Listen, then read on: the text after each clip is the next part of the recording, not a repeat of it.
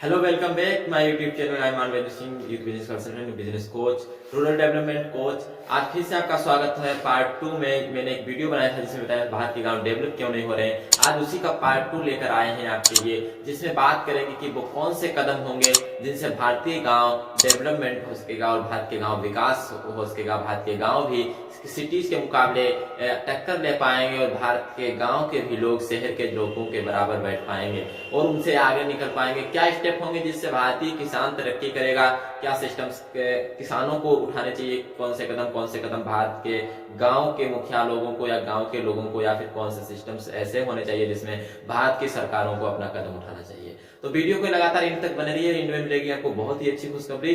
तो लगातार इस वीडियो को लास्ट तक देखें। नए चैनल पर तो सब्सक्राइब कर लें और बेल आइकन को प्रेस भी कर दें। देखिए, सबसे जरूरी चीज ये होती है कि किसी भी गांव के डेवलपमेंट के लिए, मैंने जैसे पहले वीडियो में बताता हूं वैसे ही बता रहा हूं कि किसी भी गांव के विकास के लिए जरूरी होता है उसमें कुछ ऐसी व्यवस्थाओं का स्थापित होना जिससे कि वहां पर टूरिस्ट बढ़े, कुछ ऐसी व्यवस्थाओं को वहां पर करना जिससे एजुकेटर बढ़े, जिससे एजुकेशन लिस्ट इंस्टीट्यूट बढ़े, जहां पर ट्रेनिंग सेंटर बढ़े। मतलब जो चीजें ठीक शहर में हो रही हैं वही चीज कॉपी हो जाए गांव में, और गांव के भी लोग उससे अच्छा पैसा कमा सकते हैं। गांव में अच्छे लोग अच्छे व्यापार कर सकते हैं। गांव के भी युवा शहर के युवा के जैसे अच्छी एजुकेशन ले सकते हैं। गांव के भी लोग वहां पे जा सकते हैं जहां पर आज शहर के लोग जा रहे हैं। तो ये बहुत सी कुछ ऐसी चीजें हैं जिन पर ध्यान देना होगा। सबसे पहली बात करेंगे हम हमारे गांव के बारे में कि गांव को आगे विकास कैसे किया जाता है। किसी भी गांव के विकास का उसका संबंध जो होता है वो होता है कि उस गांव के डेवलपमेंट पर, कि गांव का विकास कैसे किया जा रहा है आज तक, और उस विकास को लेकर लोग, सरकार, प्रधान, सरपंच, मुखिया क्या निर्णय ले रहे हैं। ऐसी व्यवस्था को हम ग्राम विकास कहते हैं। रूरल डेवलपमेंट, ग्रामीण विकास भी इसी के अंतर्गत आता है। लेकिन उससे पहले किसी भी गांव का विकास करने के लिए एक प्लानिंग तैयार की जाती है, कि योजना बनाई जाती है। गांव में बहुत सारे ऑप्शंस आ जाते हैं, गांव में अच्छी सुविधाएं ला सकते हैं।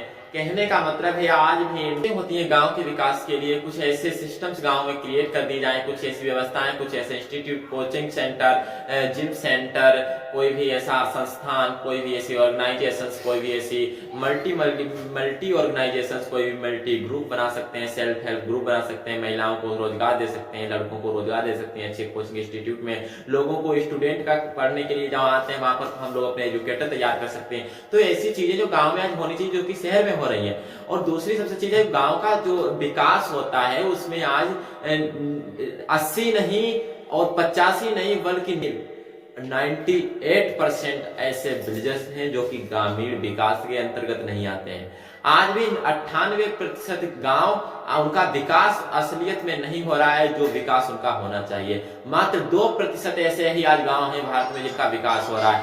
ऐसे गांव को वो जो शहर की टक्कर ले रहे हैं, तो ऐसे में क्या जरूरी कदम होने चाहिए ग्रामीण मिनिस्ट्री का, जिसको कहते हैं रूरल डेवलपमेंट मिनिस्ट्री, ग्रामीण विकास मंत्रालय। उनको ये चाहिए कि गांव के जो सरपंच हैं, गांव के जो होनहार युवक हैं, होनहार युवतियां हैं, मतलब गर्ल्स, बॉय, एनी जेंडर, कोई भी व्यक्ति हो सकता है, वो महिला हो सकता है, पुरुष हो सकता है, लड़का हो सकता है, लड़की हो सकता है, A to Z, वो आज अगर उसके लायक हैं तो उनको उस काम को जो है करने की अनुमति देना चाहिए, और जो नहीं है उनको ट्रेनिंग देना चाहिए। जब हम उनको ट्रेनिंग देंगे, जब हम उनको अच्छी इंस्टीट्यूट में अच्छे पूरे सिस्टम के साथ बैठाएंगे और सिखाएंगे, तो यह गारंटी है कि वो व्यक्ति ज्यादा सीख जाएगा और उस काम को अच्छे से कर पाएगा। जिस प्रकार से हम एजुकेशन के लिए बच्चों को, छोटे छोटों को भेजते हैं और वो धीरे धीरे ABCD से आगे बड़े बड़े सेंटेंस बनाते हैं और अच्छी अच्छी कोचिंग इंस्टीट्यूट में जाकर उनको अच्छी अच्छी एजुकेशन, ग्रामर में बहुत आगे इंग्लिश में निकल जाते हैं, उसी प्रकार उनको एक छोटा बच्चा जिस प्रकार से ABCD सिखाते हैं, उस ABCD से उसकी शुरुआत करके हम उसे एक अच्छा टीचर बना सकते हैं। और वो टीचर इतना पैसा खुद कमा सकता है कि उसे अब कभी भी किसी की आगे जॉब मांगने की आवश्यकता नहीं पड़ेगी। तो ये सिस्टम है जो गांव के विकास के लिए आते हैं, रूरल डेवलपमेंट के लिए आते हैं। दूसरी बात करूंगा मैं, जो युवा वर्ग है, यानी कि जो हमारा यूथ जनरेशन है, आज की हमारी नई जनरेशन अलग अलग कामों में व्यस्त है, अलग अलग कामों में बिजी है। उसकी जगह पर उनको फोकस, एक जगह पर फोकस करना है और उस फोकस के जरिए वो अपने परिवार को चलाते हुए, अपने पूरी इकोनॉमी को चलाते हुए, फैमिली इकोनॉमी जो होती है, अर्थव्यवस्था घर की होती है, उसको देखते हुए, अपने माता पिता की सेवा करते हुए, उनका कहने को मानते हुए, अपनी नौकरी, व्यापार, शिक्षा, एजुकेशन को चलाते हुए आप अपने कोई ना कोई एक ऐसी स्किल पर काम करना आज से स्टार्ट कर दीजिए। उस स्किल को लेकर आप इतने मजबूत बन जाएंगे कि आने वाले समय में आपको लाखों रुपए लोग देंगे आपको सिर्फ और सिर्फ हायर करने के लिए, सिर्फ और सिर्फ आपको कंसल्टिंग के लिए। तो आज से अगर आप युवा हैं तो आज से इस काम को स्टार्ट करें, आज से अपने जो दिमाग है उसको एक ऐसे काम पर लगा दें जो आने वाले समय में आपका भविष्य बना देगा। और जब आप उस काम को इतनी मेहनत से करेंगे तो हो सकता है आने वाले 1 साल में उसका रिजल्ट इतना जबरदस्त आपको मिलेगा कि आप भी कहेंगे कि इस काम को करके मैंने कोई गलत काम नहीं किया। आज की गवर्नमेंट जॉब भी उतना आपको रिस्पेक्ट और उतना सैलरी नहीं दे पाएंगी जितना आपका स्किल दे देगा। तो ये मेरा भरोसा है, क्योंकि मैं अब स्किल के जो बात कर रहा हूँ उस स्किल के बदौलत बहुत सारे लोग आज कामयाब हैं। आज आप सेल्स को ले लीजिए, आज आप मैन्युफैक्चरिंग को लीजिए, सर्विस प्रोवाइडिंग को ले लीजिए, इंफॉर्मेशन टेक्नोलॉजी को ले लीजिए, आप न्यूज को ले लीजिए, बहुत सारे ऐसे स्किल्स हैं जिनको आप चुन सकते हैं और अपना फ्यूचर बना सकते हैं। ऐसी स्थितियों में जब एक दिन ऐसी स्थिति आ जाएगी जब फैमिली की बहुत सारी अर्थव्यवस्थाएं गिर जाती हैं, बहुत सारी प्रॉब्लम्स फेस करनी पड़ती हैं, जब हमें कहीं से भी सहारा नहीं मिलता, तब हमें जरूरत पड़ता, तब हम लोग सोचते हैं कोई ऐसी स्किल आज हमने सीख ली होती जिस स्किल को चलते आज हम कुछ ना कुछ पैसा उससे कमा सकते हैं और आज भी जरूरत पड़ने पर हम उससे 500, 1000 या 10,000 रुपए ला सकते हैं। तो वो अफसोस कभी आपको ना हो आपके भविष्य में, इसीलिए आज से स्किल को स्टार्ट कर दिया। तीसरी बात करूंगा अपने फार्मर्स के ऊपर। जिस देश का अन्नदाता किसान, जिस देश के किसान को कहा जाता है, सरकारें कहती हैं, बड़े बड़े पॉलिटिकल लीडर कहते हैं, बड़े बड़े बिजनेसमैन कहते हैं कि हमारे देश का किसान अन्नदाता है, हमारे देश का अनाज कई देशों में एक्सपोर्ट होता है। उसी देश का किसान आज आत्महत्याएं कर रहा है, उसी देश का किसान आज जो है अपनी फसल को बिना बरसात के कारण, बिना पानी व्यवस्था, सिंचाई के होने के कारण अपनी फसल को अपनी आंखों से बर्बाद होते देख रहा है। आज उसी देश का किसान अपने आप भूखा सो रहा है, उसी देश का किसान अपने बच्चों को पढ़ा नहीं पा रहा है। वही किसान जो आपके लिए खाने की पूरी व्यवस्था करता है, वही अपने आप आज भूखा रहता है। जो किसान इतना सब कुछ कर रहा है हमारे लिए, हमारे देश के लिए, अन्नदाता कहा जाता है, वही किसान आज इतनी ज्यादा प्रॉब्लम में है कि हम कुछ नहीं कर रहे हैं। ऐसी स्थिति में सरकारों का, हमारे देश के बड़े बड़े व्यापारियों का, हमारे देश के उन कंट्रीब्यूटरों का एक कर्तव्य है कि उनकी मदद करें, और ना सिर्फ मदद करें बल्कि उन्हें सही राह दिखाने का भी काम करें। देश का किसान ही हमारा भविष्य है और हमारा यूथ हमारा भविष्य है, ये बात सभी कहते हैं। पर क्या इन बातों को कभी हकीकत में हमने बदल कर देखा है? इन बातों के लिए कभी हम आगे आए? फार्मर का विकास हो कैसे सकता है? फार्मर बिलियनर मिलियनर बन कैसे सकते हैं? फार्मर अच्छी टेक्नोलॉजी बिल्डअप कैसे कर सकते हैं? फार्मर एक अच्छी LLP कैसे बना सकते हैं? फार्मर FPOs कैसे चला सकते हैं? फार्मर बड़ी बड़ी ऑर्गेनाइज कंपनियां कैसे चला सकते हैं? तो इन सब चीजों पर फोकस होना चाहिए सरकारों का, हमारे अपने लोगों का, ऐसे लोग जो समाज को एक राह दिखाते हैं, समाज को जो मोटिवेट करते हैं। ऐसे लोगों से ही हमारा समाज चलता है, हमारे किसान ही हमारे अन्नदाता होते हैं। पर वही किसान कोई फांसी लगा रहा है, कोई आत्महत्या कर रहा है, कोई कर्ज में डूब रहा है, कोई किसी भी स्थिति में, कोई किसी स्थिति में आ रहा। किसानों की अर्थव्यवस्थाएं बिल्कुल जीरो हो चुकी हैं।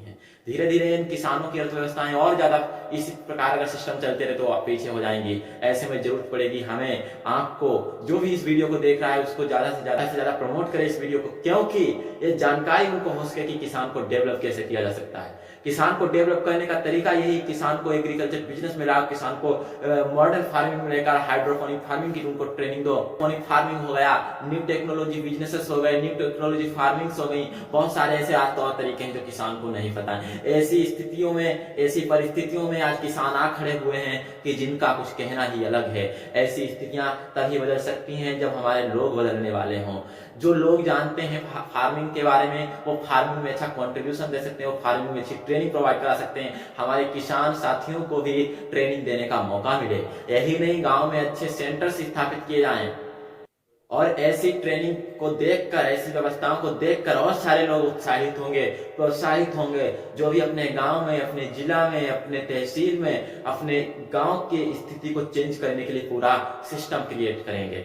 ऐसी स्थिति जब, ऐसी परिस्थिति जब बनेगी देश में, देश का हर एक युवा अपने आप को बहुत ही ज्यादा मोटिवेट साबित करेगा, अपने आप को बहुत ज्यादा अच्छा साबित करने का उसे मौका मिलेगा, किसानों को भी एक अच्छे बिजनेसमैन बनने का मौका मिलेगा। यही नहीं, एंटरप्रेन्योरशिप डेवलपमेंट के सपने को सिर्फ और सिर्फ फार्मर और हमारी न्यू जनरेशन ही पूरा कर सकती है। ऐसी स्थिति, ऐसी परिस्थिति, ऐसी पूरी सिस्टम्स, ऐसा समय, टाइम, ऐसी सारी जो सिस्टम्स क्रिएट किए गए, ये सिस्टम्स आज हमारे लिए साबित नहीं हो रहे हैं। तो हमें फार्मर्स के लिए agriculture businesses, machinery, equipment business, trading software, agriculture software, इनके लिए गांव में टीमें गठित करनी होंगी। जो आज काम बड़ी बड़ी ऑर्गेनाइज कर रही हैं, बड़ी बड़ी ऑर्गेनाइजेशन, बड़ी बड़ी कंपनीज कर रही हैं, वही काम किसानों के पास होना चाहिए। किसानों के लिए एक स्क्रॉलर सिस्टम होना चाहिए। किसानों के लिए पूरा रूरल डेवलपमेंट के लिए, पूरे एंटरप्रेन्योरशिप डेवलपमेंट के लिए, विलेज डेवलपमेंट के लिए, ह्यूमन डेवलपमेंट के लिए पूरी ट्रेनिंग सिस्टम्स को डेवलप करने वाला कौन है, उसके लिए पूरा बोर्ड बनाना चाहिए। और उस बोर्ड में उस गांव का एक अच्छा ऐसा व्यक्ति अगर नहीं मिल रहा है तो बाहर से लाइए, और अगर गांव में उसका काबिलियत का व्यक्ति है तो गांव के लोगों को वहां पर अपॉइंट कीजिए।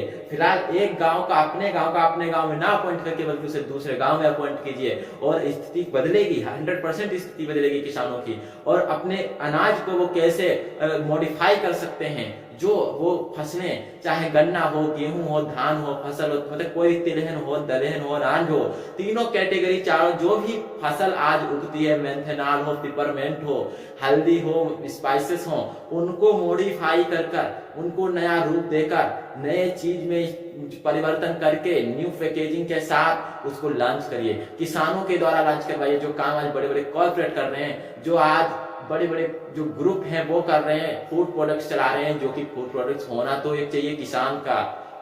तब हमें जरूरत पड़ती है किसानों को डेवलप करने के लिए, फार्मर्स डेवलपमेंट के लिए, एग्रीकल्चर इंडस्ट्री को डेवलप करने के लिए ऐसे इक्विपमेंट की, ऐसी ट्रेनिंग सेशंस को, ऐसे जो है पूरे सिस्टम्स को बनाना पड़ेगा जो कि हमारे लिए एग्रीकल्चर, फार्मर और ह्यूमन डेवलपमेंट का काम करें। गांव में एक्सपोर्ट की अच्छी सुविधाएं कराई जाए, टूरिज्म को अच्छा ध्यान रखा जाए, गांव में अच्छे जो आज ट्रांसपोर्ट व्यवस्थाएं नहीं है, गांव आज मार्केटिंग एजेंसियां नहीं है, गांव में कोई अच्छी स्थिति नहीं है।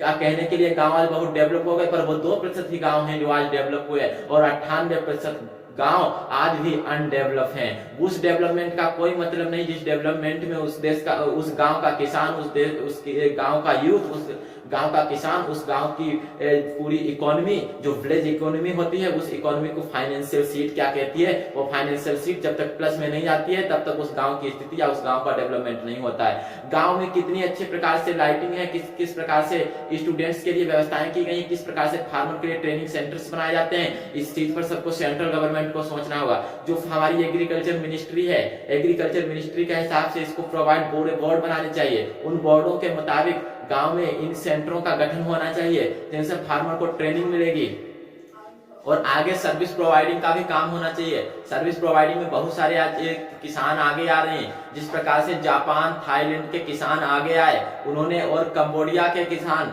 और इसी प्रकार से हमारे इजराइल के किसानों ने पूरे दुनिया में अपनी ट्रेनिंग को दे देकर करोड़ों रुपए सिर्फ ना की कमाए, बल्कि इजराइल का नाम पूरे वर्ल्ड में फेमस किया ट्रेनिंग के लिए। इसी प्रकार से हमारे गांव में भी, हमारे भारत के गांव में भी फार्मर्स आगे आने चाहिए।